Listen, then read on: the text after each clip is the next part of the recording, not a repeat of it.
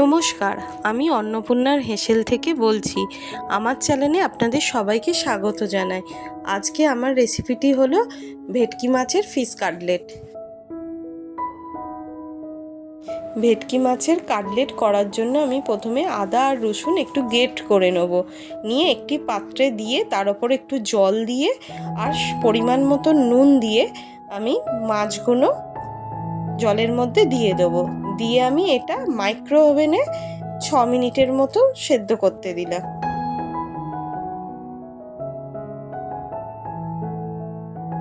ছ মিনিট বাদে মাছটা আমি বার করে একটু করে উল্টে দিচ্ছি, দিয়ে আবার আমি মাছটা বয়েল করতে দেবো আরও 6 মিনিটের জন্য। মোট 12 মিনিটের মতন মাছটা আমার সেদ্ধ করতে সময় লেগেছে। সেদ্ধ করা মাছগুলো এবারে আমি কাঁটা বেছে নিচ্ছি।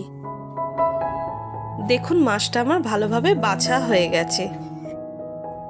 এবারে আগে থেকে একটু ডুমো ডুমো করে আলু কেটে প্রেসারে সেদ্ধ করে কড়াই একটু তেল, জিরে আর কাঁচা লঙ্কা ফোড়ন দিয়ে আলুটা একটু নেড়ে নিয়েছিলাম, শুকনো শুকনো মতন ভাজা ভাজা মতন করে নিয়েছিলাম।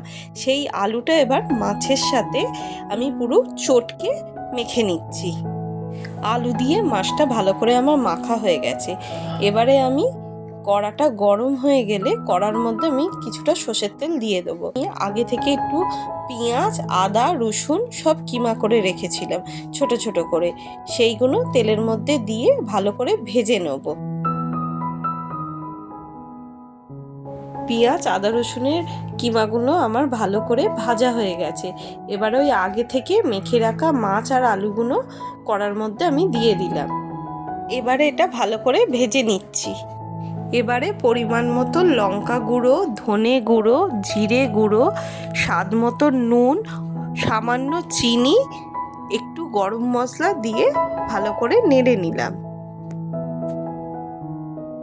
মাছের পুরটা আমার এবারে ভালোভাবে রেডি হয়ে গেছে। আমি এবার একটি পাত্রে তুলে নেব।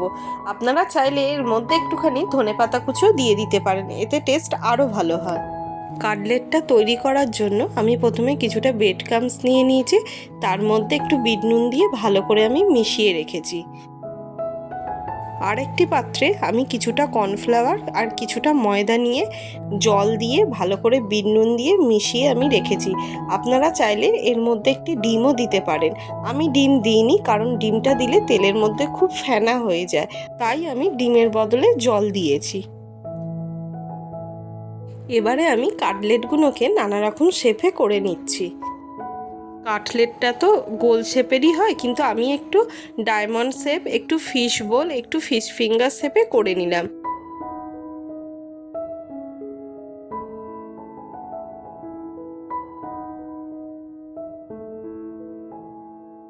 ফিশ কাটলেট, ফিশ বোল আর ফিশ ফিঙ্গার, এই তিনটের প্রসেস কিন্তু একই রকম হয়, তাই আমি তিনটেই আপনাদের করে দেখালাম।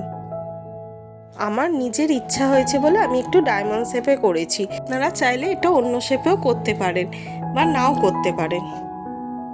প্রথমে আমি কাটলেটগুলোকে একটি শেপে করে নিয়েছি, নিয়ে আমি ওই ব্যাটারের মধ্যে দিয়ে আমি চামচের সাহায্যে ভালো করে ব্যাটারটা গায়ে মাখিয়ে নিয়েছি। নিয়ে আস্তে করে তুলে ব্রেড ক্রাম্বসের মধ্যে ভালো করে মাখিয়ে নিয়েছি।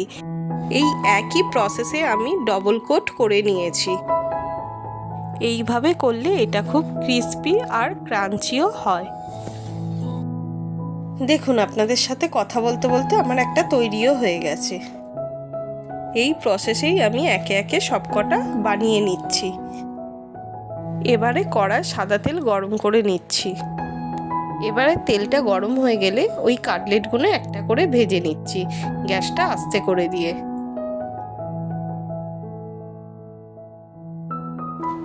ভালো করে নেড়ে কাটলেটগুলো আমি একটু লাল লাল করে ভেজে নিচ্ছি। একটা কাটলেট আমার ভাজা হয়ে গেছে, এইভাবে আমি বাকিগুলো সব ভেজে নিচ্ছি। দেখুন আমার কাটলেটগুলো সব তৈরি হয়ে গেছে। আমার রেসিপিটি যদি আপনাদের ভালো লেগে থাকে তাহলে অবশ্যই আমার চ্যানেলটি লাইক, কমেন্ট, শেয়ার করবেন এবং নিত্য নতুন ভিডিওর জন্য চ্যানেলটি সাবস্ক্রাইব করবেন। ধন্যবাদ।